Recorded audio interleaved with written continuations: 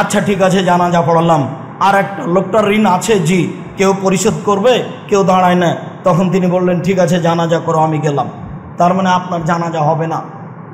ঋণ আছে, ব্যাংকে টাকা নিয়ে অনেক কিছু করলেন, বাড়ি গাড়ি করলেন, আপনি বুঝতে পারেননি, শ্বাস বন্ধ হওয়ার সাথে সাথে ফাঁসি হয়ে যাবে। কেউ রক্ষা করতে পারবে না, পৃথিবীর কোনো কিছু রক্ষা করতে পারবে না।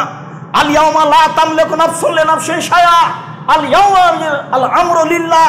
আজ কোনো মানুষের কোনো উপকার করতে পারবে না। একচ্ছত্র মালিকানা আমার হাতে। আইনাল জাব্বার আইনাল মুতাকাব্বির। স্বৈরাচারী, স্বেচ্ছাচারী, অহংকারী, বদমেজাজিরা কোথায়? আনা মালিকুল আমলাক, আমি হচ্ছি রাজাধিরাজ। এই ঘোষণা দিয়ে বিচার শুরু হবে, তার নাম কাহার। খুব কঠোর, কঠিন, কারো রক্ষা হবে না। সামান্য কাজে যায়েন না, পয়সা উপার্জন করেন বেশি করে। আমি এ কথাই বলছি, বলতে গিয়ে বলেছি 600 কিলোমিটার যেতে হবে, টাকা পয়সা নেই, খুব দুর্দিন, প্রচন্ড রৌদ্র, বাইরে হাঁটা যায় না, যেতে হবেই। রাসূল আদেশ করেছে, খানা পানি নেই, কিছুই নেই, গাছে ফল পেকে এসেছে মাত্র। দুর্দিন আর দুর্দিন, প্রচন্ড রৌদ্র, মাঠে না রাস্তায় নামা যায় না, যেতেই হবে। কালকে আদেশ, ওমর কি দিতে পারো? অর্থ সম্পদের অর্ধেক দিলাম। ভালো কথা, আজকে সবকে ঠকিয়ে দিব। ওমরের হিসাব। আবু বকর সিদ্দিক কি দিতে হবে? আবু বকর সিদ্দিক রাদিয়াল্লাহু তাআলা বলেন, আপনাকে আর আল্লাহকে বাড়িতে রেখে যা আছে সবই দিয়ে দিলাম। হতে পারে যে ভ্যান ভাড়া হবে না, তবে তিনি যা বলেছেন এই বাক্য ডিঙ্গিয়ে পৃথিবীর কোনো মানুষ আর আগে যেতে পারবে না। ও দিয়ে ভ্যান ভাড়া হবে না। উসমান কি করতে হবে? উসমান বলেন, আল্লাহর নবী, যত মানুষ তাবুকের যুদ্ধে যাবে সমস্ত মানুষের অর্ধেকের যাতায়াত খরচ, খাওয়া খরচ আমি দিব। তার মানে 30,000 মানুষ আছে, 3 মাস লাগবে যেতে আসতে। 15,000 মানুষকে 3 মাস খাওয়াবেন। 15,000 মানুষকে 15,000 উঁট দিবেন। একটা উঁটের দাম যদি 1 লক্ষ টাকা হয়, তাহলে 15,000 উঁটের দাম কত? তার নাম ধনী। কখনো আপনি ছেলে মেয়েকে নিঃস্ব করে ছেড়ে যাবেন না। আল্লাহ নবী বলছেন যে ছেলে মেয়েকে নিঃস্ব করে ছেড়ে যায় না, যে আর একজনের কাছে হাত পাতবে, সাবধান। হাদিস বুখারী মুসলিম। আল্লাহ নবী বলছেন, দেওয়া হাত খান গ্রহণ করো, নেওয়া হাত খান গ্রহণ করিও না। দেওয়া হাত খান ভালো, নেওয়া হাত খান খারাপ। দেওয়া হাত খান দানশীল, নেওয়া হাত খান ভিক্ষুক। কোনো সময় নেওয়া হাতটা গ্রহণ করবে না, দেওয়া হাতটা গ্রহণ করিও, জীবনে সফলতা অর্জন করতে পারবা। তাই তিনি বলছেন দিন মজুরকে দান করতে হবে, মানে দেওয়া শিখো। সে যা টাকা পয়সা দিচ্ছেন ছেলে মেয়ের হাত দিয়ে দেওয়াবেন, ছেলে মেয়ে দিতে শিখুক। আপনার অবর্তমানে যেন ছেলে মেয়ে মুসাফিরকে খাওয়াতে পারে, অসহায় মানুষকে খাওয়াতে পারে। আপনার বাড়ির নাম হবে মেহমানখানা। যেমন আপনার বাপের অভ্যাস ছিল, আপনার দাদার অভ্যাস ছিল, ওই গতিতেই ফিরে যেতে হবে। শতদিন বলেছি, মনে রাখবেন, হালাল স্পষ্ট, হারাম স্পষ্ট। কেউ যদি সন্দেহের মধ্যে পড়ে যায় তাহলে পরকাল হারিয়ে গেছে। সন্দেহ থেকে বাঁচতে হবে। কার রাই রাখালের মতো, ইয়া রাহাল আল হেমা, যে রাখাল আইলে গরু চড়াচ্ছে, সম্ভাবনা রয়েছে আইলে গরু চড়ালে গরুতে ধানে মুখ দিতে পারে। আইল বুঝেন কি না আমি জানি না। আল্লাহ নবী বলছেন আইলে গরু নিয়ে যায় না, গরু থাকতে থাকতে ধানে মুখ দিতে পারে। ঠিক তুমি সন্দেহযুক্ত রুজি উপার্জন করিও না, তুমি বিপদে পড়ে যাও। মনে রেখো, আলালে কুল্লে মালিকিন হেমা হেম আল্লাহ মহারে মোহ। আল্লাহর একটা সীমারেখা রয়েছে, মানুষের একটা, দেশের একটা সীমারেখা রয়েছে। বাংলাদেশ শুরু হলে ভারত শেষ হয়, ভারত শেষ হলে বাংলাদেশ শুরু হয়। আর আল্লাহর সীমারেখা হচ্ছে হালাল হারাম, হালাল শেষ হলে হারাম শুরু হয়, হারাম শুরু হলে হালাল শেষ হয়। এরপরে তিনি বলছেন, মনে রেখো, মানুষের শরীরে একটা টুকরা রয়েছে, যতক্ষণ পর্যন্ত টুকরা ভালো আছে, মানুষটা ভালো আছে, ওই যা ফাসাদাত ফাসাদাল জাসাদ কুল্লুহু, যখন ওই টুকরা খারাপ হয়ে যাবে গোটা মানুষটাই খারাপ হয়ে যাবে। আলা ওয়াহিয়াল কালব, মনে রেখো সেটাই অন্তর। যার অন্তর ভালো তার সবই ভালো, যার অন্তর খারাপ তার সবই খারাপ। যার ভিতর ভালো তার সবই ভালো, যার ভিতর খারাপ তার সবই খারাপ। আপনার সাথে বলে গেছে একরকম, ওটা মুখে বলেছে, ভিতরে আর একটা ছিল, সেই সবচেয়ে খারাপ মানুষ বলে রাসূল সাল্লাল্লাহু আলাইহি ওয়াসাল্লাম উল্লেখ করেন। হালাল রুজির ব্যাপারে বাহির ভিতর সবটা সমান হতে হবে। আল্লাহ তুমি তৌফিক দান কর, আল্লাহুম্মা আমিন। আল্লাহুম্মা সাল্লি আলাইহি আল্লাহুম্মা বারিক আলাইহি। আলহামদুলিল্লাহি ওয়াহদা ওয়াসসালাতু ওয়াসসালামু আলা মান লা নাবিয়্যা বাদা। আবু হুরায়রা রাদিয়াল্লাহু তাআলা আনহু বলেন, ইয়াতি আলান নাসি জামানুন, মানুষের উপরে এমন একটা সময় চলে আসবে, মানুষ বিবেচনা করবে না উপার্জনের সময় আমিনাল হালাল আমিনাল হারাম, এটা বৈধ না অবৈধ। তার উপার্জনের ব্যাপারে কোনো বিবেচনা থাকবে না, চিন্তা ভাবনা থাকবে না। এই হাদিসটা আবার বুখারী মুসলিমে এইভাবে এসেছে। আনাস রাদিয়াল্লাহু তাআলা আনহু বলেন, রাসূল সাল্লাল্লাহু আলাইহি ওয়াসাল্লাম বলেছেন, লাল ফাকরু আখশা আলাইকুম, তোমরা দরিদ্র হয়ে যাবে এ ভয় আমি করি না। আমার উম্মত দরিদ্র হবে এ ভয় আমি করি না। আমার উম্মত ধনী হয়ে যাবে এ কথাই ঠিক, কেউ ভিক্ষে নেবে না সেদিন চলে আসবে।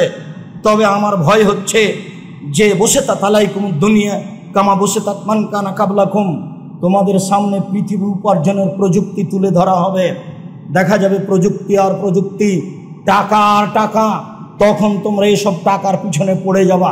তুহলিকুকুম কামা হালাকাতহুম, তোমাদের এই টাকা তোমাদেরকে ধ্বংস করে দিবে, যেমন পূর্বের মানুষকে ধ্বংস করেছে। তারাও এইভাবে প্রতিযোগিতার উপার্জনে রেগেছিল, এইভাবে মেশিন টিপলে রাতে রাতে টাকা, বুঝলো না যে উপার্জন করছে কোথায় হালাল আর কোথায় হারাম, কারো বিবেচনার হিসাব নাই। টাকা জমা হচ্ছে এটাই তার মাথায় আছে, ব্যাংকের খবর তাই, এমনি উপার্জন তাই, ইন্স্যুরেন্সে চাকরি করে, কত ব্যবস্থা উপার্জনের আপনি হিসাবই পাবেন না। 10 বছর পরে আরো উপার্জনের এরকম পথ পন্থা খুলে যাবে। আমি বলিনি এই কথা, হাদিস বুখারী মুসলিম। রাসূল সাল্লাল্লাহু আলাইহি ওয়াসাল্লাম বললেন, ফাত্তাকু দুনিয়া ওয়াত্তাকুন নিসা, তোমরা মহিলা থেকে বেঁচে থাকো, পৃথিবী থেকে বেঁচে থাকো। মহিলা যেমন মানুষকে বিপদে ফেলতে পারে, পৃথিবীর টাকা পয়সা মানুষকে বিপদে ফেলতে পারে, এই কথাই ঠিক। তাই তিনি বললেন, পৃথিবী থেকে বেঁচে থাকো, না বুঝে পৃথিবী উপার্জন করে নইলে তোমাকে ধোকায় ফেলে দিবে। আর দুনিয়া হলো অতুন খাজেরা, পৃথিবী হচ্ছে মিঠা বস্তু, সাবধান। একলহাল বারল ফাজর, ভালো মানুষও খায় মন্দ মানুষও খায়, অতএব বিবেচনা করে খাও। ধনী হও তাতে আসে যায় না। বৈধ ব্যবসা করতে গিয়ে যদি কোটি টাকা জরিমানা লাগে তা লাগুক। স্টিমার এসে চট্টগ্রামে থেমেছে, যদি আজকে মাল নামাতে পারি তাহলে জরিমানা লাগবে না, আর যদি কালকে নামে তাহলে রাতে 50,000 টাকা জরিমানা লাগবে সকালে। কিন্তু যার সিগনেচারে নামবে, আমি বলছি একটু সিগনেচার করে দেন, ও বলছে 50,000 টাকা লাগবে। আপনি দিয়ে করেন, আপনি তখন মাজলুম, কোনো সমস্যা নেই। আমার ব্যবসা বৈধ ছিল, ঠিক মতো এসেছে, কিন্তু ও সিগনেচার দেবে না, ও জালেম, আমি মাজলুম, ও ধরা খাবে, আমি ধরা খাবো না। আমার পৈতৃক সম্পত্তি খাজনা দিতে গিয়ে আমার কাছে বেশি টাকা নিচ্ছে, নইলে আমার পৈতৃক সম্পত্তি হারিয়ে যাবে। আমি মাজলুম, যে নিচ্ছে সে জালেম, জবাবও দিবে। আপনি টাকা দিয়ে পৈতৃক সম্পত্তি রক্ষা করেন, তখন আপনি জালেম নন, তখন আপনি মাজলুম। সম্মানিত দিনী ভাই বোন, বিবেচনা করেই উপার্জন করতে হবে, নইলে পরকাল হারাবে। আনাস রাদিয়াল্লাহু তাআলা আনহু বলেন, রাসূল সাল্লাল্লাহু আলাইহি সাল্লাম বলেছেন, মনে রেখো 4টা জিনিস আছে, যদি তোমার থাকে তাহলে তোমার সব কিছু আছে, মনে রেখো। আর এই 4টা যদি না থাকে তাহলে তোমার সব কিছু হারিয়ে গেছে, এটা মনে রেখো। 4টার একটা হচ্ছে ইফাতুন ফি তুমাতিন, বৈধ রুজি। বৈধ রুজি যদি থাকে সব কিছু আছে, ইহকাল আছে পরকাল আছে। আর যদি বৈধ রুজি না থাকে তাহলে সব হারিয়ে গেছে, ইহকালও গেছে পরকালও গেছে। বলছিলাম সম্মানিত দিনী ভাই বোন, বৈধ রুজি, রুজি যদি অবৈধ হয় সবকিছু হারাবে, কথাই ঠিক। জাবের রাদিয়াল্লাহু তাআলা আনহু বলেন, রাসূল সাল্লাল্লাহু আলাইহি সাল্লাম বলেছেন, কুল্লু লাহমিন নাবাতা মিনাস সুহতে কানাতিন নার আওলা বিহি, যেই শরীর হারাম উপায়ে বাড়ে তার জন্য জাহান্নাম যথেষ্ট। রাসূল সাল্লাল্লাহু আলাইহি সাল্লাম বলেন, লা ইয়াদখুলুল জান্নাতা জাসাদুন গুযিয়া বিল হারাম, যেই শরীর হারাম উপায়ে বড় হয় সেই শরীর জাহান্নামে যাবে। রাসূল সাল্লাল্লাহু আলাইহি সাল্লাম বলেন, হারামাল্লাহুল খামরা ওয়া সামানাহা, আল্লাহ তাআলা মদ হারাম করেছেন, তার ক্রয় বিক্রয় হারাম করেছেন। অল খিনজির ওয়া সামানাহু, শোর হারাম করেছেন, তারা ক্রয় বিক্রয় হারাম করেছেন। অল মাইতাতা, মরা প্রাণী হারাম করেছেন, তার ক্রয় বিক্রয় হারাম করেছেন। অল আসনামা, পুতুল হারাম করেছেন। পুতুল বাড়িতে রাখবেন না, সেটা প্লাস্টিকের হোক, যেটাই হোক না কেন, সেটা কাগজের হোক পলিথিনের হোক, পুতুল যেন কোনো প্রকার আপনার বাড়িতে না থাকে, তার আপনি ব্যবসা করবেন না। এর যত পথ পন্থা আছে সব হারাম।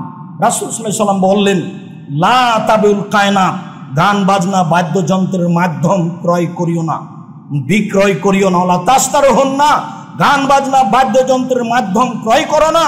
ওলা তুআল্লিমুহুন না, তোমরা গান বাজনা বাদ্যযন্ত্র শিখিয়ে দিও না।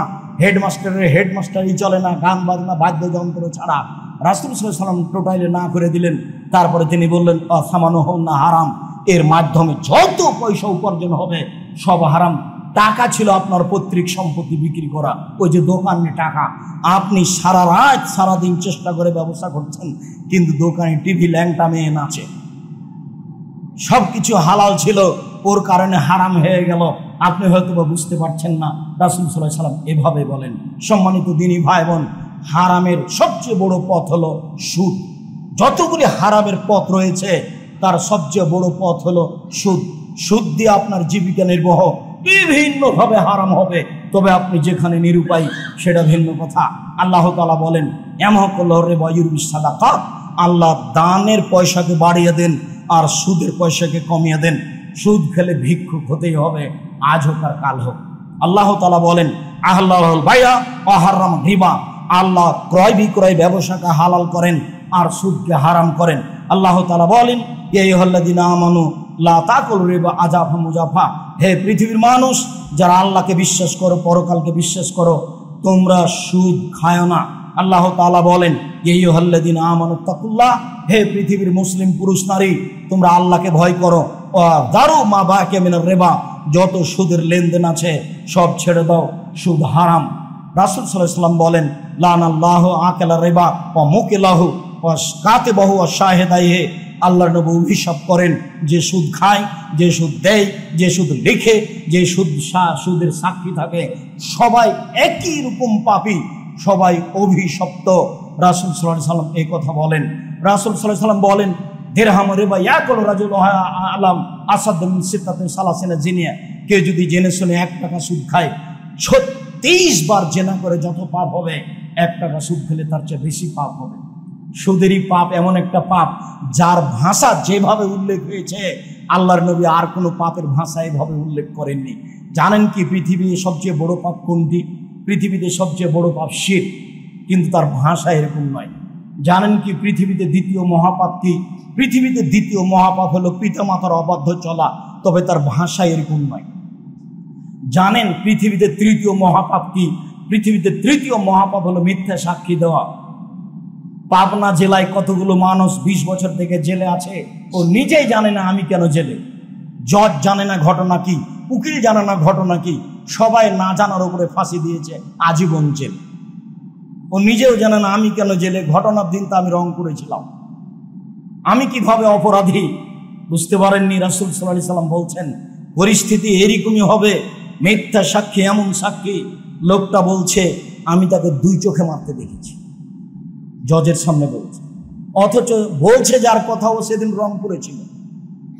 বুঝতে পারছেন না মনে হয়, তার নাম মিথ্যা সাক্ষী। এটা হলো পৃথিবীতে তৃতীয় মহাপাপ।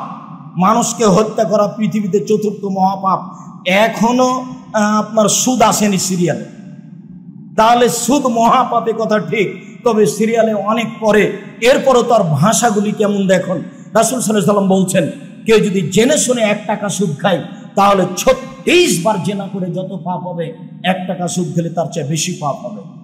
কই এমন ভাষা তো শিরকের ব্যাপারে বললেন না, কই এমন ভাষা তো বাপ মাকে গালি দেওয়ার ব্যাপারে বললেন না, কই এমন ভাষা তো মিথ্যে সাক্ষীর ব্যাপারে বললেন না, কই এমন ভাষা তো মানুষকে হত্যা করার ব্যাপারে বললেন না।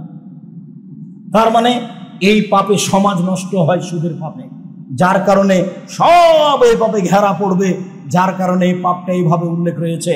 রাসূল সাল্লাল্লাহু আলাইহি ওয়াসাল্লাম বলেন আর রিবা সাবুনা জুজান আইসারাহু, সুদের পাপের 70টি ভাগ রয়েছে।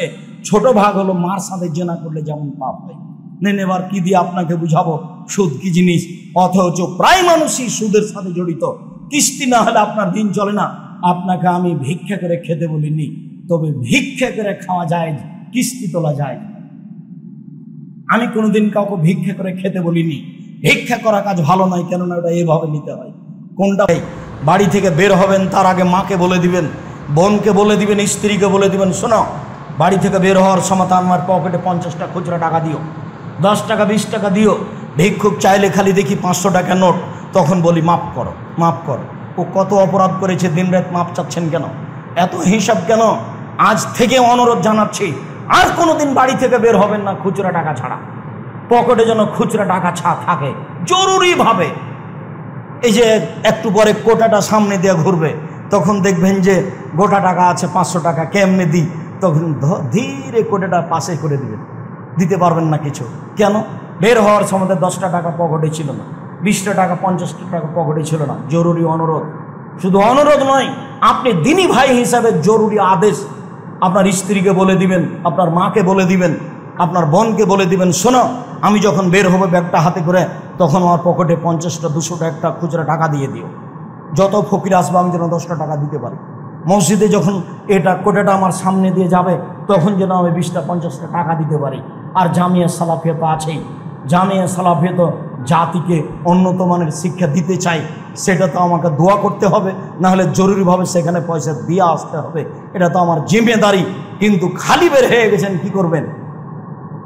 কোনোদিন খালি বের হবেন না।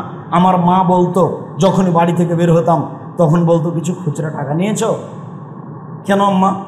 তো বলছে বেটা ছেলেকে খালি বের হতে হয় না, টাকা নিয়ে বের হতে হয়। কেন? যে আমার মা বলতেন, আমি নিজেও জানি, বাড়ি থেকে বের হতে হবে তখন কিছু টাকা পয়সা নিয়ে বের হতে হয়, এটা আমার মা বলতেন। আর এই ভাষাটা বলতেন যে বেটা ছেলেকে টাকা পয়সা নিয়ে বের হতে হয়, খালি বের হতে হয় না।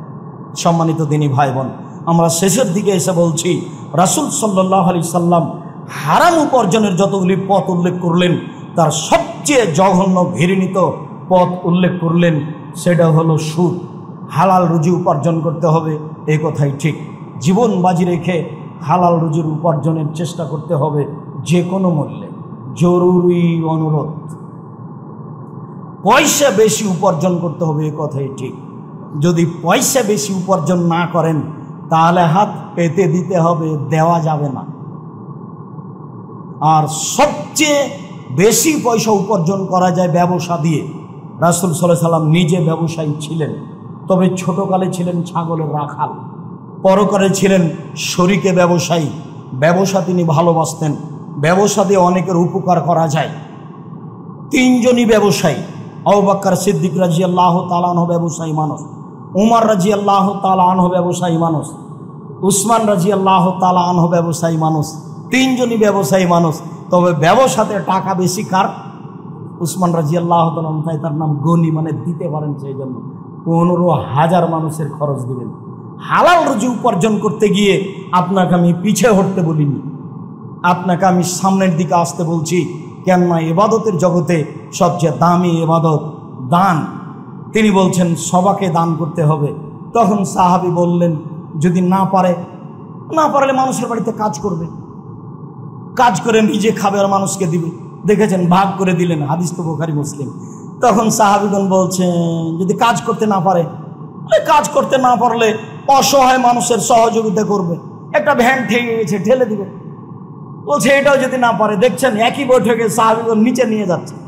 বলছে যদি অসহায় মানুষকে সহযোগিতা করতে না পারে, অসহায় মানুষকেও যদি সহযোগিতা না করতে পারে, ইমসিক নাফসাহু আনিশ শাররি ফায়ালাউ সাদকা, তাহলে নিজেকে অন্যায় থেকে বাঁচাবে, এটাই হলো সাদকা।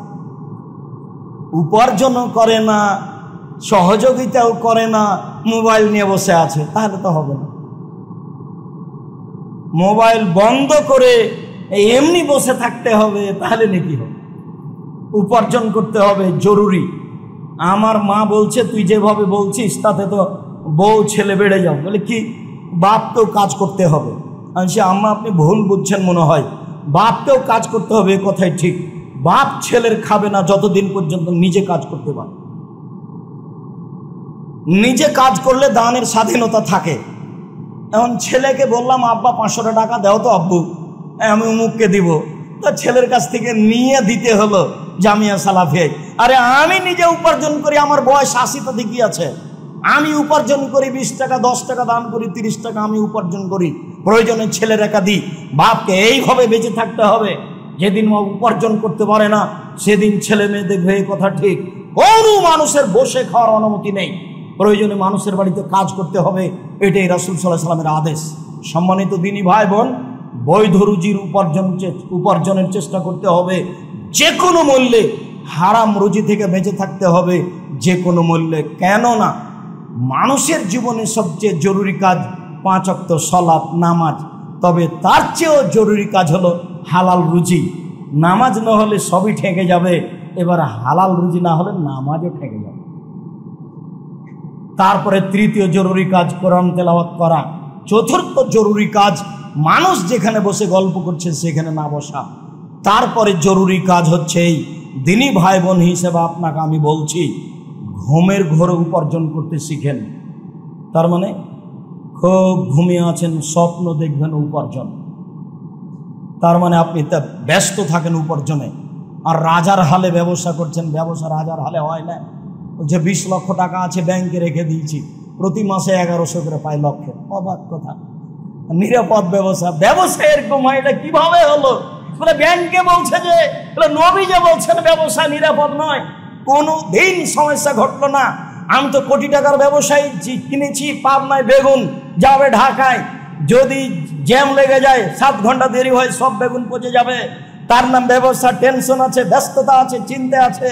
ব্যবসা এরকম ছিল, 10 লক্ষ টাকা ব্যাংকে রেখে দিয়েছি, কোনোদিন কমলো না, মাসে মাসে এত টাকা পেলাম। এটা তো কেমন নিরাপদ ব্যবসা? ব্যবসা কোনোদিন নিরাপদ হয় না। ব্যবসা তো কোনো কষ্ট ক্লেশ, ত্যাগ তিতিক্ষা, বিনিময়, শ্রম, ব্যথা, সব কিছুর নাম ব্যবসা। নিরাপদে ব্যবসা হয়ে গেলে এমন নাম ব্যবসা নয়।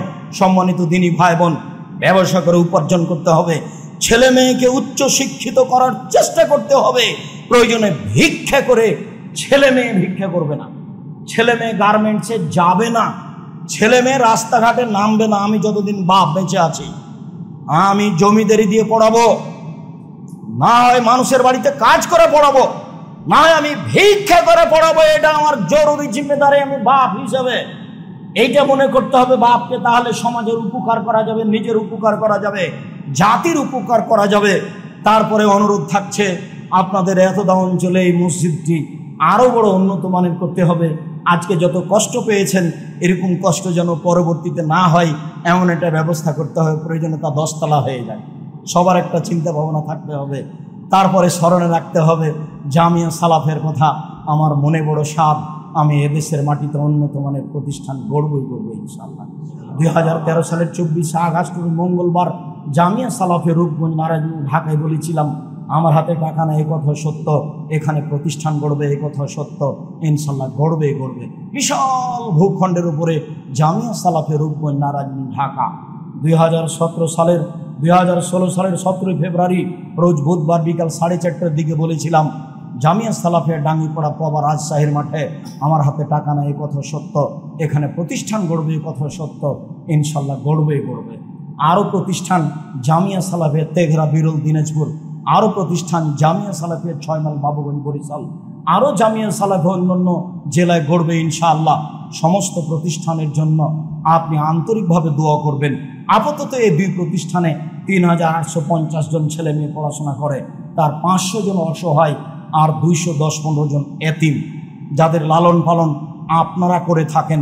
এই 2 প্রতিষ্ঠানের শিক্ষক শিক্ষিকা কর্মচারী প্রতি মাসে বেতন লাগে প্রায় 20 লক্ষ। জামিয়া সালাফিয়া ডাঙ্গিপাড়ায় একটা আবাসিক ভবন নির্মাণ হতে যাচ্ছে, যাতে ছাত্র পড়াশোনা করবে 5000 একসাথে। জামিয়া সালাফিয়া ডাঙ্গিপাড়া পবা রাজশাহীর বাইতুল হাম জামে মসজিদে একতলায় মুসল্লি ধরে প্রায় 3000। জামিয়া সালাফিয়া রূপগঞ্জ নারায়ণগঞ্জ ঢাকার বাইতুল হাম জামে মসজিদ 200 শতক জমির উপরে তৈরি হতে যাচ্ছে, যার একতলায় মানুষ সালাত আদায় করতে পারবে 10,000 একসাথে ইনশাআল্লাহ। এইসব প্রতিষ্ঠানগুলি আপনার সামনে রয়েছে, এর জন্য আন্তরিকভাবে দোয়া করবেন। এটা আমার পক্ষ থেকে আপনার দিনী ভাই হিসেবে প্রথম দাবি। এরপরে দ্বিতীয় দাবি, দানের হাত প্রশস্ত করবেন। এরপর তৃতীয় দাবি, জামিয়া সালাফের পক্ষ থেকে জামিয়া সালাফের মুখপাত্র পত্রিকা মাসিক আল ইতিসাম পত্রিকা, সবার অন্তরের প্রতিষ্ঠান, সবার ভালোবাসার পত্রিকা মাসিক আল ইতিসাম পত্রিকা, যাতে রয়েছে 50টা প্রশ্নের উত্তর, যাতে আপাতত আছে 10 জন মুফতি, যাদের মাধ্যমে ফতোয়া বের হয়ে আসে। প্রত্যেক মাসে বৈঠক বসে, আমি সে বৈঠকের দায়িত্ব পরিচালনা করি। আরও অন্য বই আছে, পড়েন। আপনারা আবদুল্লাহর বই পড়েন, তার বইয়ের সাথে ভালোবাসা রাখেন, কেননা আমিও নিজে তার বই পড়ি। ও বক্তব্য দিলে আমিও দেখি, তখন আমাকে শিশু বলে মনে হয়, আমি মনে হয় সবগুলো পড়িনি, এমনটা যেন মনে হয়। তো আমি আপনাদেরকে আন্তরিকভাবে দোয়া করার জন্য বলি যে তাদের উপরে যেন মানুষের বদ নজর না লাগে। তারা যেন জাতির খিদমত করতে পারে, ওদের খিদমত যেন আল্লাহ কবুল করেন। আর আমার জন্য একটু ভাঙাচোরা করিয়ে না, আমি আপনাদের জন্য দোয়া করি, আল্লাহ যেন আপনাদের হেফাজতে রাখেন, অর্থ সম্পদে বরকত দান করেন। আব্দুল্লাহর মিন্নাতুল বাড়ি কিনেন, আপনার ওই হালাল কি রিজিক বই কিনেন, আরও বই কিনেন। তবে প্রতিষ্ঠানের পক্ষ থেকে কে বড় ক্ষতিগ্রস্ত, কে বড় লাভবান, আদর্শ পরিবার, আদর্শ নারী, বক্তা শ্রোতার পরিচয়, তাফসীর কি মিথ্যা হতে পারে, মরণ একদিন আসবে, সব বইগুলি স্মরণ রাখবেন। সম্মানিত দিনী ভাই বোন, আমি আব্দুর রাজ্জাক বিন ইউসুফ আপনাদের সার্বিক কল্যাণ কামনা করে, দূর দূরান্ত থেকে এসেছেন, সবার কল্যাণ কামনা করে, এই মসজিদের জন্য আন্তরিকভাবে দোয়া করার দাবি রেখে, জামিয়া সালাফিয়ার বিষয়টি মনে রাখার দাবি রেখে আজকের জুমার খুতবা এখানে শেষ করছি। সাল্লাল্লাহু আলাইহি ওয়াসাল্লাম।